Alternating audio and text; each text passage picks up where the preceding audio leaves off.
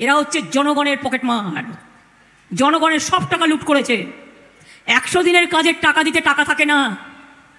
গরিব লোক আমার বেচারা মাথায় করে করে ইট বয়ে নিয়ে যায় মায়েরা, মজদুররা, তাদের টাকা দেয়নি।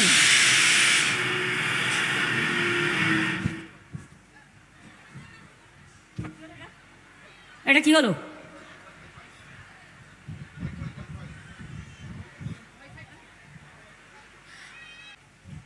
যে কথা বলছিলাম আপনাদের। নমস্কার বন্ধুরা, আপনাদের সকলকে স্বাগত জানাচ্ছি আমাদের এই চ্যানেল চন্দ্রজিৎ ব্লগসে। বন্ধুরা, আপনার টিভি চ্যানেল অথবা নিউজ মিডিয়াতে অনেকবার এই কথাটা শুনেছেন হবেন, যারা তৃণমূলের তরফ থেকে কথাবার্তা বলতে আসে, ডিবেটে পার্টিসিপেট করতে আসে, তারা সবসময় বলে, যখন তাদেরকে প্রশ্ন করা হয় শেখ শাহজাহানকে নিয়ে বা ধরুন অনুব্রতকে নিয়ে বা পার্থ চ্যাটার্জিকে নিয়ে, যখন যখন যাদের যাদের বিরুদ্ধে কোনো অ্যাকিউজিশন বা অ্যালিগেশন লেগেছে, সঙ্গে সঙ্গে তৃণমূলের লোকেরা টিভির প্যানেলে বসে বসে বলেন যে যতক্ষণ না প্রমাণ হচ্ছে ততক্ষণ কিন্তু তাকে দোষী সাব্যস্ত করা বা মিডিয়া ট্রায়াল করা উচিত নয়। ঠিক কথা বলে, 100 বার ঠিক কথা বলে। কিন্তু যখন বিরোধীদের দিকে কোনো অ্যালিগেশন আসে, তখন কিন্তু এই সরকার এবং সরকারের যারা মুখপাত্র, তারা কিন্তু পরিষ্কার বলে দেয় যে অমুক ব্যক্তি, তার লজ্জা নেই, সে নির্লজ্জ, তার লজ্জা করে না, সে এত বড় একখানা অপরাধ করেছে, and so on and so forth. এবার প্রশ্নটা হচ্ছে যে যখন নিজের দলের এগেনস্টে কোনো মেম্বারের এগেনস্টে অ্যালিগেশন লাগানো হয় বা অভিযোগ করা হয়, তখন আমরা বলি বা শুনি ওদের বলতে, তৃণমূল দলের লোকেদের বলতে, যে যতক্ষণ না প্রমাণ হচ্ছে ততক্ষণ বলা যায় না। তখন তাহলে এক্ষেত্রে বিরোধী দলের দিকে যদি কোনো আঙুল কেউ তোলে বা কোনো অভিযোগ আছে, তখন আপনারা কেন মিডিয়া ট্রায়াল করেন? এই যে একটা দ্বিচারিতা এই সরকারের আছে, এটা প্রমাণ করার জন্য আজকে একটা ছোট্ট ভিডিও আমি আপনাদের সামনে এই প্রতিবেদনে রাখতে চলেছি। বন্ধুরা, আমরা দেখলাম যে হুগলিতে আমাদের রাজ্যের মাননীয় মুখ্যমন্ত্রী পাবলিক স্পিচে বা জনসভাতে একটা ভাষণ দিচ্ছেন, যে ভাষণ দিতে দিতে উনি বলে উঠলেন যে সন্দেশখালীর যে এন্টার নাটকটা হয়েছে মহিলাদেরকে নিয়ে, যে ওখানে গণধর্ষণ হয়েছে, ওখানে মহিলাদের উপর অত্যাচার হয়েছে, নির্যাতন হয়েছে, যে পুরো ব্যাপারটাই যেটা নাটক, সেটা উনি বলছেন যে দেখলেন তো নাটকটা ধরা পড়ে গেল। এবার প্রথম কথা হচ্ছে, নাটক কি নাটক নয়, সেই সম্পূর্ণ জিনিসটা দাঁড়িয়ে আছে তৃণমূলের দ্বারা একটি ফেক ভিডিও পাবলিক করার উপরে বেস করে, এবং সেই ফেক ভিডিওটা কিছুদিন পরেই হয়তো বেরিয়ে আসবে, ওটার সত্যতাটা কি। কিন্তু সেটা বেরোনো পর্যন্ত পরিষ্কারভাবে এটা বলে দেওয়া যে সন্দেশখালীতে যা হয়েছে এটা এন্টায়ারলি একটা নাটক, এটা সত্যি আর মেনে নেওয়া যাচ্ছে না। মা বোনদের সম্মানের কথা আমাদের মাননীয় মুখ্যমন্ত্রী এবং তার দলের লোকেরা বলে, কিন্তু কোথায় সেই মান সম্মান দেওয়া হচ্ছে?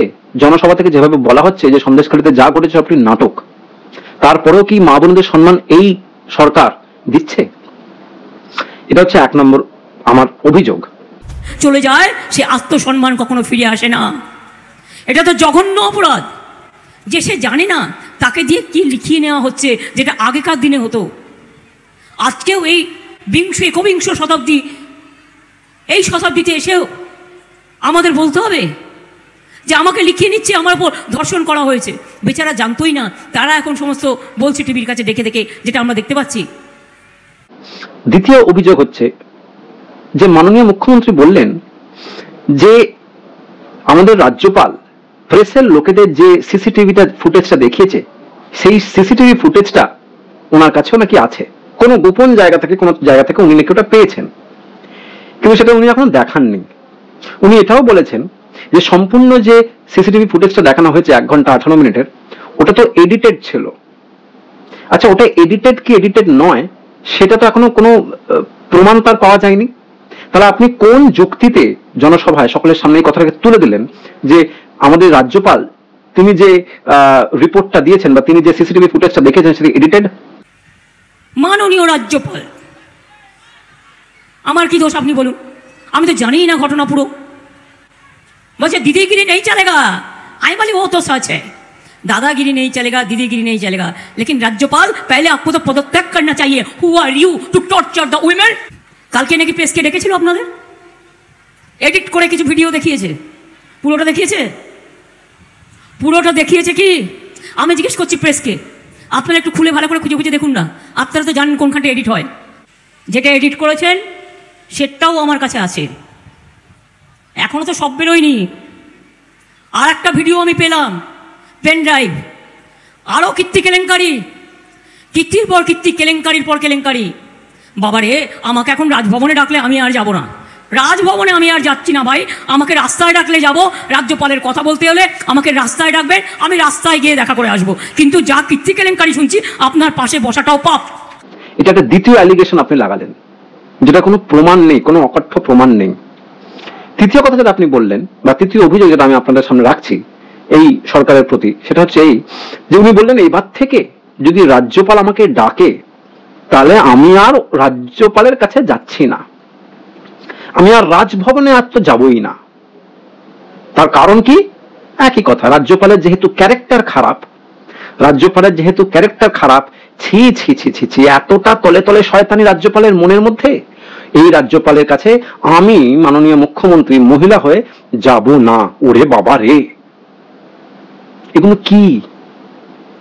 এগুলো একটা গভর্নরকে মান সম্মান নিয়ে ছেলে খেলা কই করা যায়? কনস্টিটিউশনাল প্রেসিডেন্ট হয়তো 1 2 3 4 করে যেরকম সব থেকে উপরে থাকে প্রেসিডেন্ট, তো ওই তালিকাতে গভর্নর কিন্তু চিফ মিনিস্টারের উপরে থাকে। তা সত্ত্বেও আর চিফ মিনিস্টার কিভাবে কালিমানিত্য করছে এমন একটি ব্যক্তির এগেনস্টে, যিনি কিনা আমাদের রাজ্যের গভর্নর, এবং তার এগেনস্টে অ্যালিগেশনটা এখনো প্রমাণ হয়নি, কিন্তু মিডিয়াতে এবং পাবলিকের সামনে তাকে হেয় করা হচ্ছে, এই মাননীয় মুখ্যমন্ত্রী করছেন। টিভিতে 8টা থেকে এবিপি আনন্দে যখন এরা সবাই আসে তৃণমূলের লোকেরা, তখন বলে সৌজন্যতা আমাদের রাজনীতির মধ্যে থাকা উচিত। এক একটা রাজনৈতিক যারা ব্যক্তিত্ব, তাদের যখন কথাবার্তা বলবে তাদের মুখের ভাষা খুব গুরুত্বপূর্ণ হয়। অথচ তাদেরই নেত্রী এবং আমাদের বাংলার মাননীয় মুখ্যমন্ত্রী, তার ভাষা কি? এইটা তার এক্সাম্পল তিনি সেট করছেন যে ওনার যেতে ভয় করছে রাজভবনে। যদিও উনি বলছেন উনি আর যাবেন না, সেটা যথেষ্ট কারণ আছে। তার কারণ অরবিন্দ কেজরিওয়াল, আপনারা তো সকলেই জানেন, তিনি দ্বিতীয়বার অ্যাপিল করে একটা বেল পেয়েছেন, ইন্টারিম বেল। বেল থেকে বেলে বেরিয়ে এসেই উনি যেটা বলেছেন সেটা হচ্ছে যে এই নরেন্দ্র মোদী যদি জিতে যায় তাহলে কিন্তু আমাদের মাননীয় মুখ্যমন্ত্রীকে উনি জেলে ঢোকাবেন। যেমন করে এটা শুনে শুভেন্দু অধিকারী বলেছে যে তার মুখে যেন ফুল চন্দন পড়ুক। সেটা হয়তো এই জন্যই বলছেন কারণ আমরা সকলেই জানি যে আমাদের মাননীয় মুখ্যমন্ত্রী কোনো না কোনো ভাবে এই সব ধরনের চুরি চামারির মধ্যে ডাইরেক্টলি অথবা ইনডাইরেক্টলি লিঙ্কড। কারণ রাজা যদি না জানে যে তার রাজকোষ থেকে কি করে টাকা হাফিস হয়ে যাচ্ছে, তাহলে সেই রাজার তো রাজার গদিতে বসে থাকার কোনো যোগ্যতা নেই। ওনার এই রাজার গদিতে বসে থাকার জন্য যে যোগ্যতা লাগে সেটা কিন্তু প্রশ্ন করাই যায়। অতএব এই সন্দেশখালী ব্যাপারটা একটা নাটক, উনি পরিষ্কার জনসভায় বললেন, based on a fake video. দ্বিতীয়, উনি রাজ্যপালকে হেনস্থা করছেন, উনি ধরেই নিয়েছেন যে উনি দোষী, যার জন্য উনি আর যেতে চাইছেন না রাজভবনে। রাজ্যপাল হ্যান্ডশেক করতে চাইলে আমাদের মাননীয় মুখ্যমন্ত্রী নমস্কার করছেন। উনি এটাও বলছেন যে রাজ্যপালের পাশে বসতে চায় না, বসতে ঘেন্না করে, বসা যায় না, বসার পাশে বসার যোগ্য নয়। এই কথাগুলো কি বলা যায়? তারপরে কথা বলতে বলতে ওই পুরনো 100 দিনের কাজের গপ্প, এইটা বলতে গিয়ে হঠাৎ করে মাইকটা ওনার কিছু গন্ডগোল হয়। উনি হঠাৎ করে বলে উঠলেন, এটা কি হলো? আমি কথা বলছি তার মাঝখানে হঠাৎ করে এটা কি হলো? তার কারণ উনি নিজের কথার খেই হারিয়ে ফেলেছিলেন। উনি পাশের লোকদের জিজ্ঞেস করছে আমি যেন কি বলছিলাম, উনি ভুলে গেছেন। অনেক চাপ তো, নানান দিকে ধামাচাপা দিতে হচ্ছে, প্রচুর জায়গায় প্রচুর রকমের কথা বলতে হচ্ছে শুধু নিজের লোকগুলোকে বাঁচিয়ে রাখার জন্য। তৃণমূল দলের যে নাম্বার 2 অভিষেক ব্যানার্জিও তিনি বলেছেন যে শেখ শাহজাহানকে হয়তো আমরা খুব তাড়াতাড়ি ওনার এগেনস্টে অ্যাকশন নিয়ে ফেলেছিলাম, হয়তো উনি ভেবে দেখলে হতো। কেন? তার কারণ সন্দেশখালী ব্যাপারটা তো এন্টারটি গট আপ। এটাই তো আপনাদের narrative, based on a video, যেটা ফেক কি ফেক নয় সেটা নিয়ে লোকে প্রশ্ন করছে, সেটা এখনো বিচার হয়নি। অতএব সার্বিকভাবে বলতে গেলে আমাদের মাননীয় মুখ্যমন্ত্রী যেভাবে পাবলিকলি অ্যালিগেশনস গুলোকে মিডিয়া ট্রায়ালের জায়গায় নিয়ে যাচ্ছেন, সেটা কিন্তু মোটেই বাঞ্ছনীয় নয়। বন্ধুরা, আপনাদের কি মনে হয় এই যে এন্টার প্রতিবেদন আমি বললাম আমার কয়েকটা অভিযোগের কথা, এই অভিযোগগুলো কি আপনাদেরও আছে? যদি থাকে তাহলে অবশ্যই কিন্তু কমেন্টস বক্সে ইয়েস লিখে পাঠাবেন। বন্ধুরা, দেখা হচ্ছে একটা নতুন ভিডিওতে একটা অন্য ইস্যু নিয়ে। সঙ্গে থাকুন। যদি আমাদের চ্যানেলটা পছন্দ হয় তাহলে অবশ্যই কিন্তু লাইক, শেয়ার এবং সাবস্ক্রাইব করতে ভুলবেন না। Thank you so much. নমস্কার।